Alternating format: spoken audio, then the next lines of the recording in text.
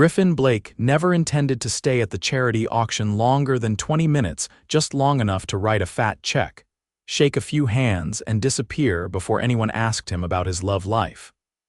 But the second he saw her step onto the stage, everything else vanished. She wore a simple navy dress, nothing flashy, but something about the way she carried herself made the whole room lean in. Not desperate for attention, not trying too hard, just real. He couldn't stop staring. "And next," the auctioneer announced, "we have a dinner date with Harper Tate, owner of Sweet Haven Bakery, known for feeding half the city's firefighters during last summer's wildfires. Let's start the bidding at $500. The room chuckled politely. Harper looked out at the crowd and gave a small, nervous smile. Griffin stood up. 10,000, he said, loud and clear, every head turned. The room went silent. The auctioneer blinked. Do I hear 11? Harper's eyes widened. Griffin didn't blink. No one else dared to raise a hand. Sold. The gavel slammed. Dinner with Miss Tate goes to Mr. Griffin Blake. He didn't sit down, he just kept looking at her, and she kept looking back, her face a mix of shock and, "I don't know you, but I'm curious." "You didn't have to do that," Harper said sharply as she stepped off the stage and walked straight up to him, arms crossed. $10,000 for one dinner. Griffin shoved his hands in his pockets. "It's for charity." Her eyes narrowed. "You don't even know me." "That's the point of dinner, isn't it?" he said. She tilted her head.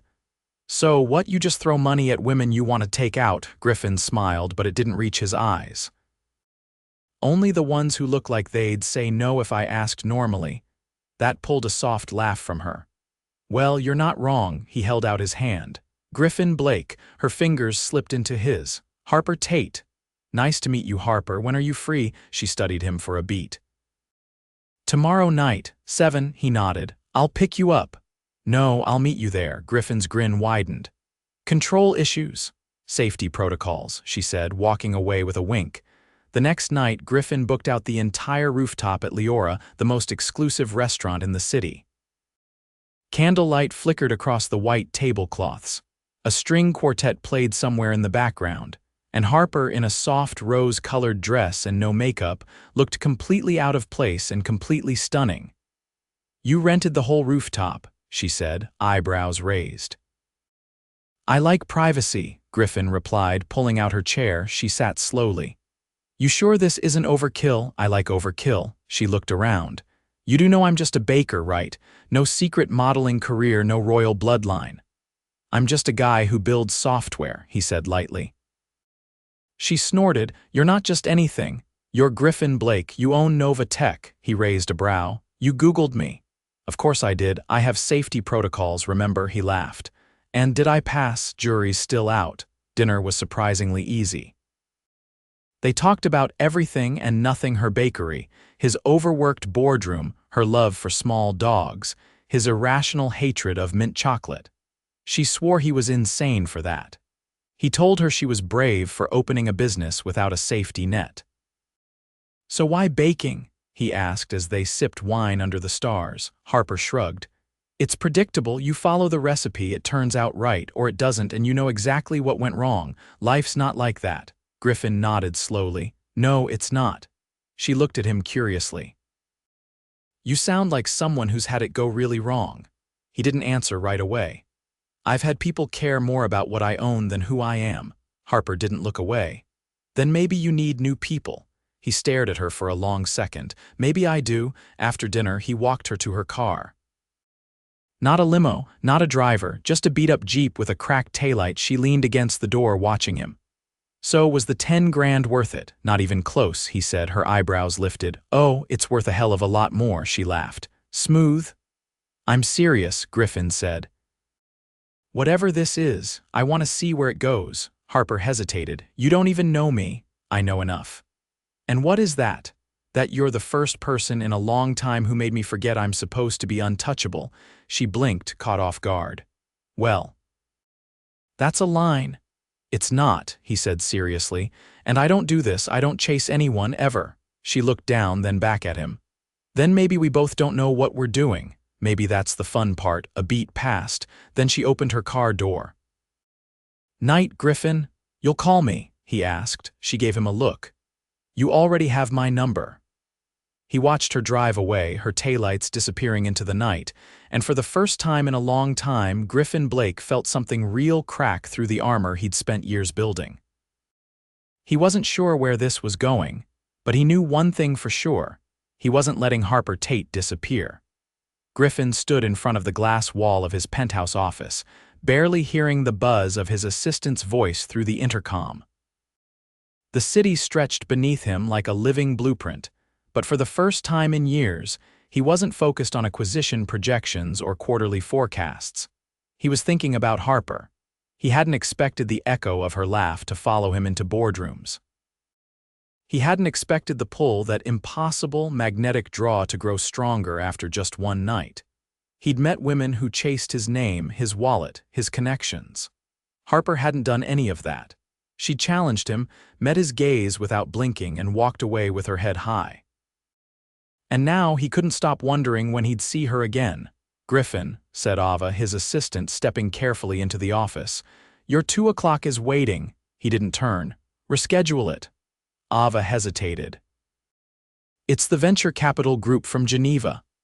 "Then tell them to try again when I care." Behind him, Ava blinked but wisely said nothing. Griffin finally turned and picked up his phone, not to call Harper but to check the calendar. Saturday, 2 days away. He had an idea. By Friday morning, Harper was elbow-deep in flour when the bell above her bakery door chimed. "We're not open for another hour," she called, brushing her hands off on her apron. "Then I guess I'm early." She looked up. Griffin stood in the doorway, his jacket slung over one shoulder, wearing a charcoal sweater and jeans that probably cost more than her rent. Yet somehow he looked less polished than before. More human. "You bake this early?" he asked, stepping inside. "You think croissants make themselves?" He wandered further in, eyes scanning the trays cooling on the racks. "This smells like danger. That's the cinnamon. It's deceptive." He picked up a muffin. "You'll charge me 10,000 for this, please." "That one's only worth 7. He grinned but didn't bite into it. "I wanted to ask if you're free tomorrow." "I have the morning farmer's market, then prep for Monday's orders." "Why?" "I want to show you something." She raised an eyebrow. "You don't seem like the type who shows people things." "Maybe I'm not," he said, "but I want to make an exception." Harper studied him. "You're not used to hearing no, are you?" His expression didn't change. "Only when I care about the answer." She wiped her hands on a towel and leaned on the counter. "Where are we going?" He slid a small envelope across to her. "Details inside, dress for the weather." She opened it after he left, a single card handwritten, "Saturday, noon, wear boots."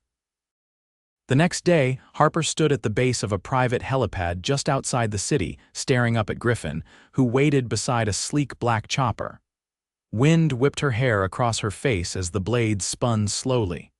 "This is how you show people things," she called over the roar. "You said you wanted new experiences." "I didn't say I wanted to die in a luxury helicopter crash." He held out a headset. "Trust me." She climbed in and buckled up, eyes wide as the city shrank below them. "Where are we going?" she asked through the mic. "You'll see."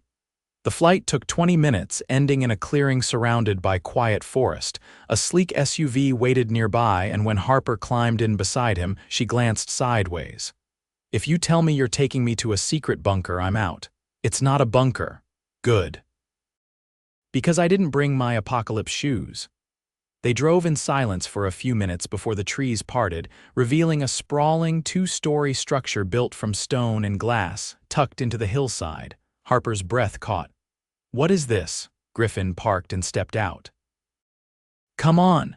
He led her through a side entrance and into a space that looked like it had been forgotten by time. Dusty beams, half-finished walls, furniture still wrapped in plastic. It was quiet but not abandoned. "I bought this place 3 years ago," he said, walking slowly. "It was supposed to be a retreat, somewhere to breathe." She followed him through a wide room with floor-to-ceiling windows. "And I never finished it, got busy, lost the point." "So why bring me here?" He stopped in the middle of the open space. "Because last night you made me realize I haven't built anything personal in years."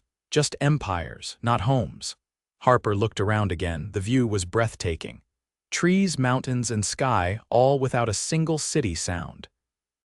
"You want me to help decorate your unfinished billionaire hideaway?" she teased.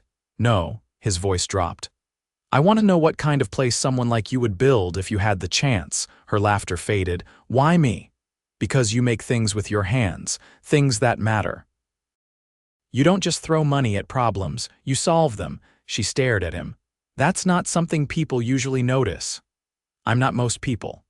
They walked through a few more rooms, and Harper paused in a space that might have been intended for a kitchen. She ran her fingers along the cool marble edge of an island. "This could be beautiful," she said quietly. "It could," Griffin agreed, "with the right person." She turned to him. "You're dangerous, you know that?" "Why?" "Because I think you mean that. I do." They left before sunset, the air between them quieter, more charged. Griffin didn't try to kiss her. He didn't need to. The silence said enough. Back in the city, Harper stood on the curb outside her bakery, watching as the SUV disappeared down the street. Her phone buzzed in her pocket. A reminder for Monday's orders. Life still moving, but something had shifted. She wasn't sure what this was becoming. But she knew one thing: Griffin Blake wasn't just another man with a fat checkbook and a polished smile. And whatever came next, she wasn't going to pretend she didn't feel it. Harper stood in the back room of her bakery, wiping condensation from the inside of the refrigerated display case. Her hands moved automatically, but her mind wasn't on eclairs or inventory reports. It was on Griffin. He hadn't contacted her since that afternoon in the mountains. No calls. No unexpected visits, just silence. He'd opened a door to something raw and unfamiliar and then vanished behind it. She kept telling herself it didn't matter. That she had orders to fill and employees to manage. That whatever she and Griffin had shared was fleeting, a spark caught in the wind. Still, when the front bell rang and her assistant called her name, her heart jumped, but it wasn't him. "Hey, Harp," came a familiar voice. "You got a second?" She looked up to see her older brother, Mason, standing in the doorway, holding a box of coffee beans. "Yeah," she said, brushing her hands on a towel. "What's going on?" Mason set the box down and studied her. "You okay? You've been kind of elsewhere this week." Harper hesitated. "It's nothing, just tired." He didn't look convinced. "This wouldn't have anything to do with a certain tech mogul dropping 10 grand at a charity auction, would it?" Her eyes narrowed. "How do you know about that?" "Someone posted a video. You're internet famous," she groaned. "Great." Mason folded his arms. "Are you serious about this guy?" Harper leaned against the counter. "I don't know, he's not what I expected. Rich men never are." "He's not just rich, Mace, she stopped herself. "He's complicated." Mason's expression softened. "So are you. Just don't lose yourself in someone else's world." She nodded, chewing her lip. "I won't." That night, long after the bakery closed and the staff had gone home, Harper stepped outside to take the trash out. The alley was quiet, the sky hazy with clouds. A sleek black car pulled up at the curb. Her breath caught. The passenger door opened. Griffin stepped out, dressed in a dark wool coat, his expression unreadable. "I was starting to think I imagined the whole thing," she said. He approached slowly. "I had to take care of something." She crossed her arms. "You could have said that," he nodded. "You're right." Harper waited. When he said nothing else, she asked, "So why are you here now?" Griffin looked down, then back at her. "I had dinner with my father 2 nights ago," she blinked. "Okay." "He asked me if I was still incapable of loving anything that didn't come with a profit margin." He gave a dry laugh. "Told me I was too calculated to ever choose someone who wouldn't benefit the brand." Her chest tightened. "And you're telling me this why? Because he's wrong." He took a step closer, his voice quiet. "You don't care about my company or my name. You didn't try to impress me. You didn't pretend to be someone else. That's not common in my world." Harper looked away. "I don't belong in your world. I'm not asking you to." She met his gaze again. "Then what are you asking? For a chance. Not a PR stunt, not a headline, just space to figure out if this thing between us is something real." Harper exhaled. "I don't like being a maybe." "You're not a maybe." You're the first definite I've had in years. She didn't answer for a long time. Finally, she said, I close at 7 on Friday. If you want a chance, meet me out front. No driver, no gifts, just you. Griffin's jaw tightened. I'll be there. Then he turned and got back into the car. Friday came faster than she expected, and with it, a steady ache of uncertainty. She didn't dress up. She didn't rehearse witty lines. She just waited. At 7:02, she stepped outside, and there he was, no car, no suit. Just Griffin, holding 2 helmets beside a vintage motorcycle. You said no gifts, he said, but you didn't say no adventure. Harper stared at the bike. You ride, I restore them. This one's from 1968. She took one of the helmets. Where are we going? Somewhere we can eat with our hands and no one cares who I am. They ended up at a roadside diner an hour outside the city, tucked between a field and a gas station. The booths were cracked vinyl, the coffee came in mismatched mugs, and no one blinked twice when Griffin walked in. They shared a basket of fried pickles and argued over the best pie fillings. So you actually do things like this? Harper asked, licking powdered sugar off her thumb. Not often, he said, but I should have. She studied him. You keep saying things like that, like you're trying to rewrite something. Griffin leaned back. I think I am. Why? Because the way I've been living, it doesn't feel like enough anymore. The waitress brought the check. Harper reached for her wallet, but Griffin slid a few bills onto the table. Cash, she raised an eyebrow. No black card. I'm trying not to scare you off. The ride back was quiet. The wind whipped past them, and Harper pressed her arms tighter around his waist, her cheek against his back. The city skyline came into view, glittering like a promise. When they reached her street, Griffin killed the engine but didn't move. I know I'm not easy, he said over his shoulder. I've spent a lot of time keeping people out. But I want you in. Harper climbed off the bike and pulled off her helmet. I'm not looking to be someone's escape. You're not, he said. You're the reason I want to stop running. She stared at him, her heart thudding in her chest. Then stop. He got off the bike and stepped into her space, close enough she could see the flecks of gold in his eyes. I'm trying, he murmured. Still, he didn't kiss her. He just looked at her like she was the answer to a question he hadn't known he was asking. And Harper, without quite knowing why, reached up and touched his cheek. Then keep trying, she whispered. He nodded once. Then he climbed back on the bike and disappeared down the street, and this time she didn't feel like he was leaving. She felt like something had finally begun. Harper stood beneath the string lights of the rooftop garden at the city conservatory, her fingers curled around a glass of sparkling elderflower water. Griffin hadn't told her where they were going until the car pulled up to the stone steps, and he offered his hand without a word. The space was empty, save for the soft rustle of leaves and the faint scent of blooming jasmine drifting on the breeze. Why here? She asked, watching him as he adjusted the cuff of his shirt, sleeves rolled casually to his elbows. I come here when I need to think, Griffin said, turning to face her. It's the only place in the city that doesn't make noise for the sake of being heard, and you're bringing me into it. I want you to see the part of my life I don't show anyone. Harper raised an eyebrow. You're not exactly a closed book anymore. He stepped closer, hands in his pockets. You've seen pieces, I want you to see all of it. She tilted her head. That sounds like a prelude to something big. It is.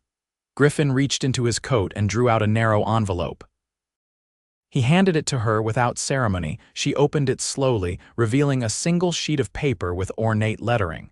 For a moment she didn't speak. This is a lease agreement, she said, glancing up. For a commercial space on 5th. You mentioned last week how you've outgrown your kitchen. That your staff can't keep up with orders anymore and you've been turning down contracts. I didn't say I wanted a new space, Harper said, her voice cautious. You didn't have to. I know what it means to hit a ceiling you didn't build. She stared at the paper again, then folded it carefully and set it on the stone ledge beside her. You can't just fix things with money, Griffin. I'm not trying to fix anything. I'm trying to invest in someone who makes things better. Her eyes searched his, wary, unsure.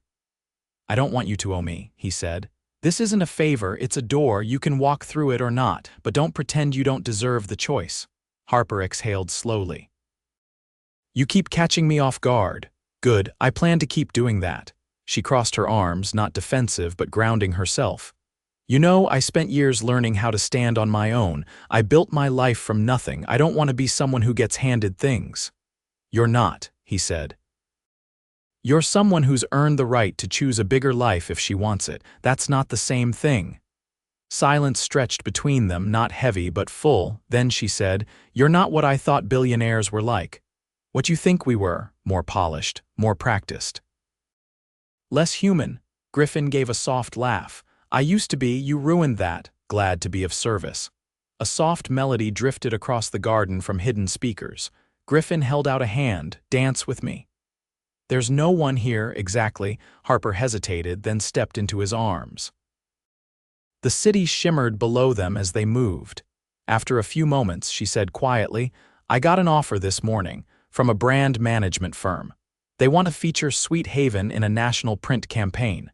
Griffin leaned back just enough to look at her face. That's incredible. I told them I'd think about it. I didn't know if I was ready for that kind of change. And now, I'm still scared, she admitted, but I think I'm done letting fear vote. He brushed a strand of hair from her cheek. Good. Fear's terrible at business. They danced until the music faded and the breeze cooled. When they stepped apart, Harper reached for the lease and slipped it into her coat. I'm not saying yes, yet. I wouldn't respect you if you did, he said, but I'm not saying no either. Griffin nodded. That's all I need. As they walked back to the car, he opened the door for her and she paused before getting in. Why me? She asked. He didn't hesitate. Because the first time I saw you, you looked like you didn't need anyone to save you. I don't. I know. That's why I fell for you. The ride back was quiet, comfortable. She rested her head against the window and he let her. When they reached her bakery, she turned to him. I'm reopening at 7 tomorrow.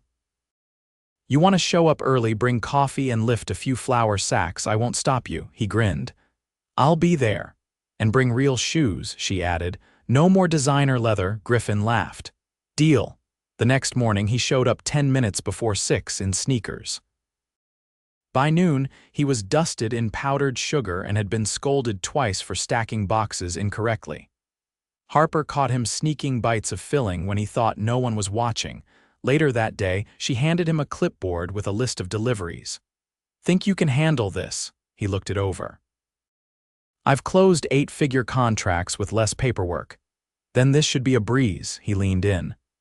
Does this mean I'm officially staff? You're officially something, she said, still figuring out the title.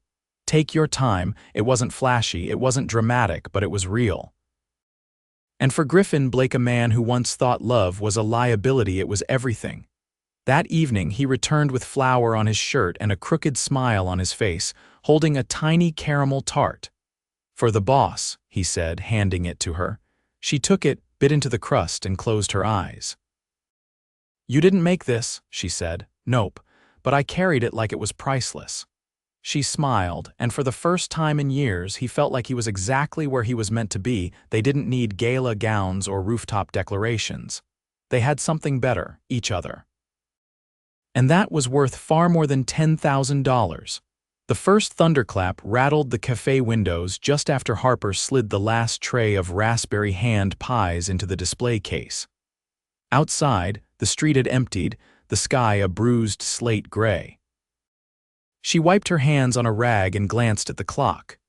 Griffin should have arrived by now. He wasn't late often.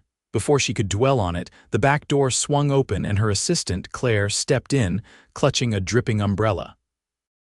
There's a guy in a soaked trench coat out front asking for you, she said, pulling off her boots. Harper dried her hands and headed out, stomach tightening not with worry but with something worse. Anticipation threaded with unease. Griffin stood near the pastry counter, water trailing from his coat to the tile floor. His hair clung to his forehead and he held a small velvet box in one hand. You're either lost or about to make a very dramatic mistake, Harper said cautiously. He didn't move. I was supposed to fly to Zurich this morning. She folded her arms. I'm guessing you didn't. I got to the jet, walked to the steps, looked at the skyline, and realized I couldn't get on. Her chest tightened. Why not? Because I've spent years chasing what I thought mattered. Deals, leverage, control, and none of it ever felt like this. He took a step forward. I don't want to fly off to another boardroom while I'm still figuring out how to make you laugh when you're tired. Or how to hold your hand without feeling like I'm reaching for something I don't deserve. Harper's voice caught. You're not usually this messy? I'm always messy, he replied. I'm just usually better at hiding it. She stared at the box. If that's what I think it is, you're insane. It's not an engagement ring, her breath released. It's a key to the house. The one you helped me see could mean something. He held it out to her, palm open. I don't want to own it alone. I want to build it with someone who names her pastries after emotions and tells delivery drivers when they're being jerks. Someone who made me remember that life isn't just about protecting yourself, it's about risking something for someone who matters. Harper didn't take it. Instead, she stepped forward and wrapped her arms around his neck, pulling him into her. His coat was soaked and she didn't care. Their mouths met without hesitation, his hand at the small of her back, hers curling into his collar. When they parted, she rested her forehead against his. I never said yes, she breathed. I know, he whispered. But I had to try. She reached down, slid the key from his palm, and tucked it into her apron pocket. Try again tomorrow, she said. Bring coffee and wear something that can get covered in butter. He smiled, real and easy. I'll bring croissants. I'll judge them. I expect nothing less. 3 months later, Harper stood barefoot on the stone patio of the mountain house, now fully renovated with open beams, a wood-fired oven in the kitchen, and a garden that was already sprouting the first hints of basil. A soft breeze lifted the hem of her sundress. Inside, Griffin was unpacking a crate marked fragile with the same hyper-focused patience he brought to coding algorithms. Careful, she called over her shoulder. That box has my great-aunt's cake stand. I'm not a savage, he said, emerging with it unscathed. She walked over and kissed him, quick and deliberate. You're also not done. Yes, boss. He carried the stand to the hutch they'd picked out together at a flea market outside Santa Barbara.